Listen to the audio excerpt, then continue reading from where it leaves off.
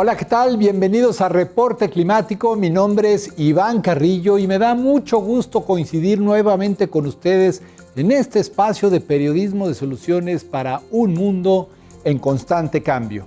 Semana a semana convocamos aquí a las voces expertas de Latinoamérica que nos advierten sobre el mayor desafío de nuestros tiempos, la alteración del clima.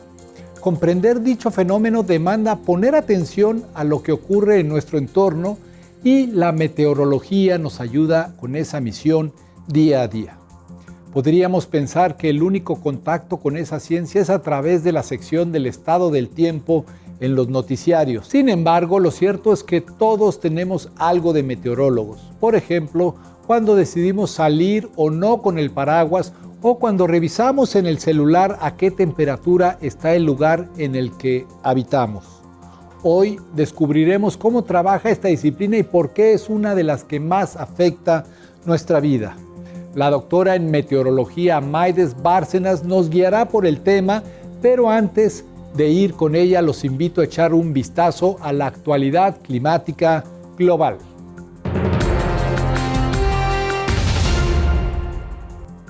Dos tercios de las especies de árboles que habitan en el bosque atlántico se encuentran en riesgo de desaparecer debido a la deforestación, reveló un nuevo estudio publicado en la revista Science. Este bioma es uno de los más biodiversos del mundo y dentro de sus fronteras se concentra el 35% de la población humana de Sudamérica. La extensión del bosque atlántico oscila entre 28 y 30 millones de hectáreas distribuidas en 3 países, Brasil, Paraguay y Argentina. De acuerdo con un reporte de SciDev.net, los autores de la investigación descubrieron que 13 de sus especies endémicas o exclusivas ya se han extinguido. Otros científicos han advertido que cada una de esas pérdidas puede desencadenar un efecto cascada con consecuencias impredecibles. El bosque atlántico brinda múltiples servicios ecosistémicos, como el abastecimiento de agua, la mitigación de desastres y la regulación del clima, los cuales se ven comprometidos con la deforestación.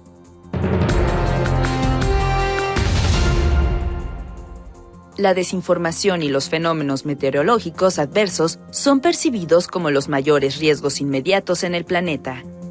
Por otro lado, el clima extremo y los cambios críticos en los sistemas de la Tierra representan las más grandes preocupaciones a largo plazo. Así lo informó la agencia EFE Verde, a partir de un reciente documento emitido por el Foro Económico Mundial, donde se recogen las opiniones de 1.500 expertos globales. Dentro de las 10 amenazas que se consideran más importantes, también se encuentran la pérdida de biodiversidad y la escasez de recursos naturales. El sondeo muestra una visión predominantemente negativa para el mundo en el corto plazo y una expectativa de que el panorama empeorará. Por ejemplo, 2/3 de los especialistas encuestados esperan catástrofes globales en la próxima década, y un 30% cree que hay una elevada probabilidad de que alguna suceda en los siguientes 2 años. Saadia Zahidi, directora del foro, reconoció que los resultados son deprimentes y dijo que el ajuste de rumbo está en manos de los líderes políticos y económicos.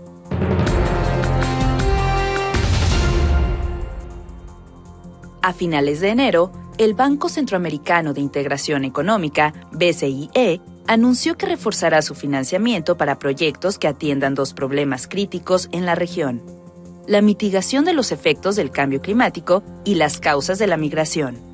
Su presidenta, Gisela Sánchez, señaló en entrevista con AFP que los desafíos ambientales no tienen fronteras y citó como ejemplo el Corredor Seco, un área que abarca zonas desde Guatemala a Costa Rica. Ahí la alteración del clima ha agravado en los últimos años las sequías, afectando la producción de granos básicos, de la que viven millones de pobladores. Otras partes de Centroamérica son golpeadas cada año por huracanes o fuertes lluvias e inundaciones que arrasan con los cultivos, desencadenando el desplazamiento humano. En respuesta, el BCIE apoyará iniciativas de manejo responsable del agua, de gestión de residuos sólidos y de reducción de emisiones de carbono. La Convención Marco de las Naciones Unidas sobre Cambio Climático define a este fenómeno como una modificación del clima atribuida directa o indirectamente a la actividad humana, que cambia la composición de la atmósfera mundial y que se suma a la variabilidad natural del clima. Y desde el punto de vista meteorológico, el cambio climático es una alteración de condiciones predominantes.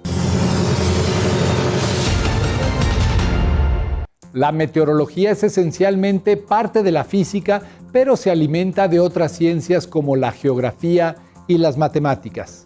Se trata, además, de una disciplina madre, pues de ella se desprenden distintas ramas del conocimiento.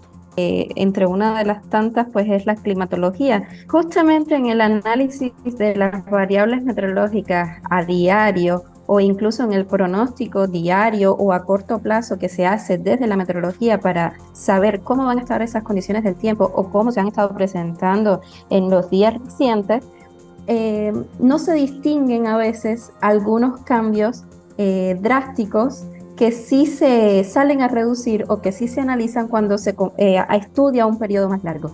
Que, por ejemplo, hay evidencia de que se ha incrementado la temperatura.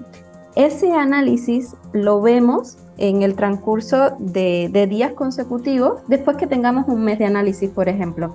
Vemos entonces cómo estuvo esa temperatura mensual en ese lugar y si fue superado el valor promedio mensual con respecto a ese mismo mes en años anteriores. O analizaríamos eso por periodos de años consecutivos. En 30 años, esa temperatura promedio anual entonces ha superado el valor de los 30 años anteriores o sucesivamente en ese consenso de años más largos. En una época como la nuestra, en la que los efectos del cambio climático se sienten a diario, la meteorología es un pilar fundamental. En el día a día, en lo que hablamos de las condiciones del tiempo, vamos notando cómo esa influencia del clima, esos cambios que se están presentando en el clima, sí están evidentes en las condiciones del tiempo a diario, porque han cambiado esas condiciones que se presentan a diario en cuanto a la temperatura, en cuanto al régimen o el comportamiento de las precipitaciones en un mismo lugar. Eso sin contar que ha estado dándose esos mismos cambios, esas mismas variaciones en diferentes partes del planeta. De esta manera, la meteorología nos ayuda a diferenciar entre hechos como la variación natural del clima y el cambio climático antropogénico. Hay sistemas o fenómenos de variabilidad climática natural. Quiere decir que normalmente, cíclicamente, cada ciertos periodos de tiempo se presentan y modulan un poco, cambian un poco las condiciones normales de una época del año. Esos no están influenciados por el cambio climático. Esos normalmente se dan, pero el cambio climático evidentemente está dando señales muy concisas en este año, principalmente en lo que va de este año, lo que ha sido primavera y verano, está dando señales muy concisas de que hay que prestarle atención. Veamos ahora cómo es que se lleva a cabo ese monitoreo en las estaciones que menciona Maides Bárcenas. Hay registros de valores de temperatura de mucho más de 100 años en casi todas las partes del planeta. Y gracias a la conciencia que hay meteorológica entre los gobiernos, esos datos son de intercambio mundial. De cualquier parte del mundo podemos checar la temperatura de otros países, de otros lugares, de todas las partes donde hay estaciones. Hace 100 años había muchas menos estaciones meteorológicas de lo que tenemos hoy día. Y hay diferentes plataformas en las que libremente se pueden incluso consultar esos datos. La medición es sencillamente un termómetro que puede ser convencional o digital, que puede ser de mercurio, como muy parecido al termómetro con el que nos medimos la temperatura corporal, y un termómetro pues digital o analógico que también está registrando esa temperatura del ambiente, ¿no? La temperatura del aire. Muchas veces las personas tienen termómetros en sus casas o en los coches y difieren un poco de la temperatura que realmente damos como temperatura ambiente de un lugar. Y es porque ese termómetro tiene que estar ubicado en ciertas condiciones para que nos esté mostrando la temperatura del ambiente sin estar influenciado por la sombra. A estas alturas, por ejemplo, es innegable que julio de 2023 ha sido el mes más caluroso jamás registrado. El IPCC, que es el panel intergubernamental de cambio climático, muestra año con año las evidencias que hay, los deterioros en los ecosistemas, en los diferentes elementos del sistema climático, y muestra además las acciones que se deben llevar a cabo y en qué plazo se deben llevar a cabo para reducir o mitigar un poco estos efectos del calentamiento que hasta hoy se ha venido provocando. El IPCC lo define como que es un cambio real e inequívoco. ¿Cuál es la reacción inmediata de los meteorólogos ante esa evidencia tan contundente? Maides Bárcenas nos comparte lo que ha representado para ella. Hace unos años, vamos a decir que unos 5 o 10 años atrás, todavía la misma comunidad científica tenía un gran desacuerdo con el tema. A pesar de que ahí estaban los datos, a pesar de que sí se muestra la evidencia y además las consecuencias, porque ya ese calentamiento está influyendo en ecosistemas, en todo lo que ya pues conocemos y comúnmente se divulga. A pesar de eso, la comunidad científica seguía un poco dividida. Creo que el panorama comenzará a cambiar un poco. ¿Dónde hay que influir? Hay que influir en los tomadores de decisiones y en los gobiernos. Se vive algo muy interesante entre la tensión del momento de ver que hay un nuevo récord de temperatura, darte cuenta de que no es un error en el registro, no es un error del instrumento, que es un dato real, y que además te quedes en la impotencia a veces de no hacer más porque se hagan las cosas como si se deben hacer, ¿no? Yo siempre digo, si sabemos lo que hay que hacer, porque está escrito, está comprobado y demás, ¿por qué no lo hacemos?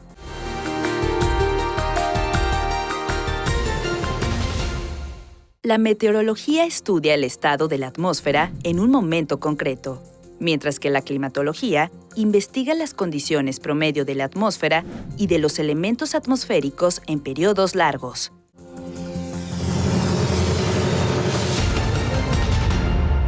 Científicos de las más diversas disciplinas, incluidos los meteorólogos, han advertido que la medida más efectiva para frenar el cambio climático es detener la quema de combustibles fósiles, pero la transición energética que esto conlleva aún enfrenta barreras políticas. ¿A dónde tenemos que migrar? Una de las vías pues es las energías renovables. Las energías renovables está demostrado hay estudios en diferentes partes del mundo de la gran amplia gama de las energías renovables, cuál sería la más aprovechable en cada uno de los lugares. Entonces realmente la solución es emplearla, utilizarla. ¿Dónde se frena la cosa? En el costo y en los intereses de las empresas que están de por medio, y obviamente el poco esfuerzo que le dan los gobiernos o la poca prioridad que le dan los gobiernos para llevar un impulso más acelerado de esto. ¿Dónde hay que influir? Hay que influir en los tomadores de decisiones y en los gobiernos. Siempre digo, las investigaciones están, la evidencia está. Los que se vuelven escépticos son los que no quieren hacer nada por reducir el daño que se está haciendo. Lo que aún no entendemos como humanidad es que las mejores decisiones son aquellas respaldadas por la verificación. Cada dato extremo o cada dato donde se rompe el récord de ese mes o de ese día en ese lugar, hay que llevarlo a revisión de la información. Entonces, después de verificar todo eso, cuando ya sí sabes que tantas estaciones, ni siquiera una, varias estaciones rompieron récord en un lugar, fueron superiores, es evidente de que no se está equivocado, ¿no?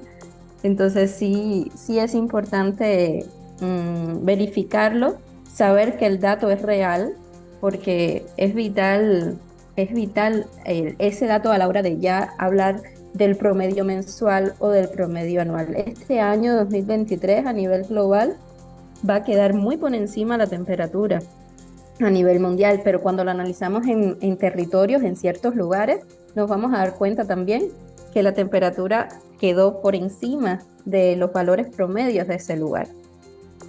Y lo que señalan todos estos datos es que tanto a escala global como a nivel local vivimos en un entorno cada vez más impredecible. Yo siempre digo, si sabemos lo que hay que hacer, porque está escrito, está comprobado y demás, ¿por qué no lo hacemos? ¿No?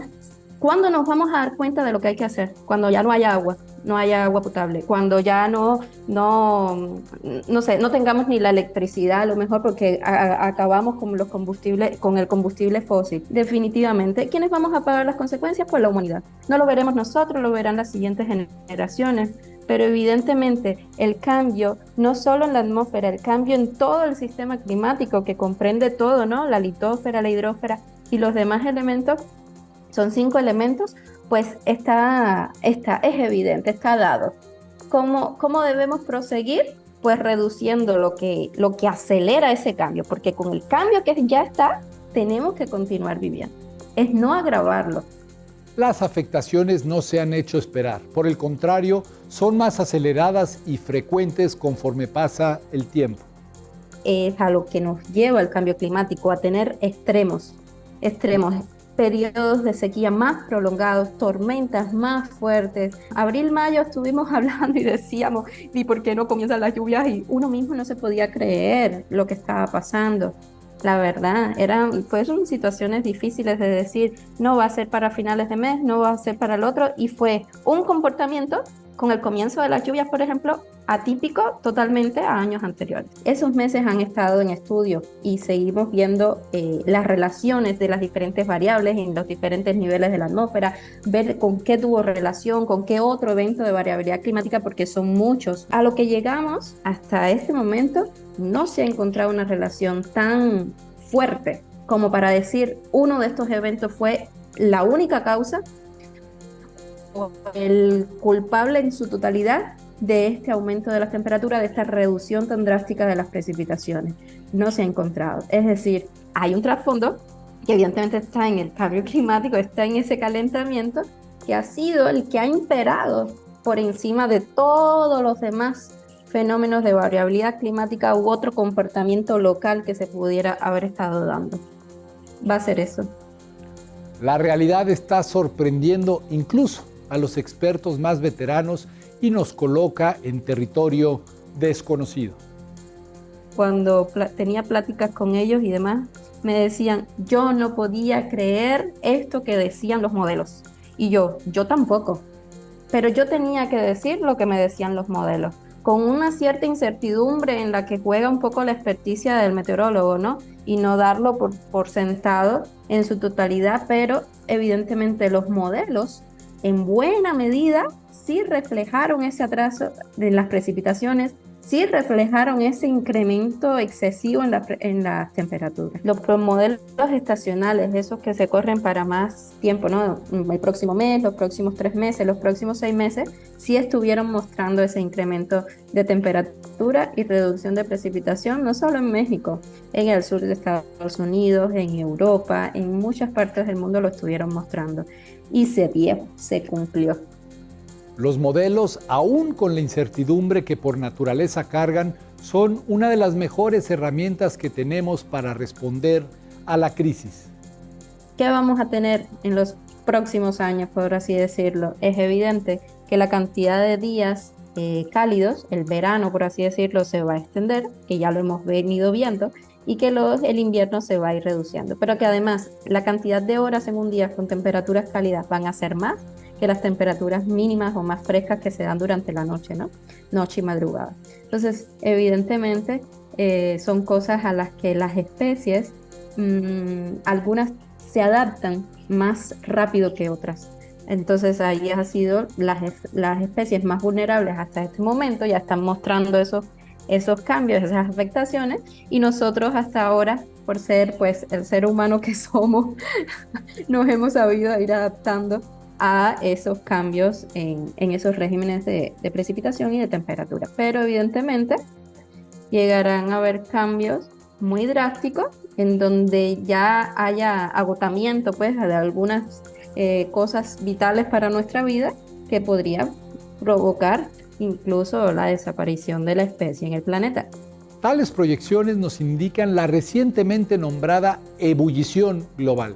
Ese es un nuevo término que está surgiendo y de que lo que está diciendo ese término es que ya el valor que se esperaba para mitad de siglo no va a ser el que se decía a principios de año, va a ser un poco más alto. Entonces, evidentemente, sí está muy acelerado lo que esperábamos que iba a ocurrir para finales de siglo, puede que se esté presentando a mediados de siglo. Meteorólogos como Maides Bárcenas saben que nos aguardan años difíciles y alertan sobre la necesidad de una acción climática urgente.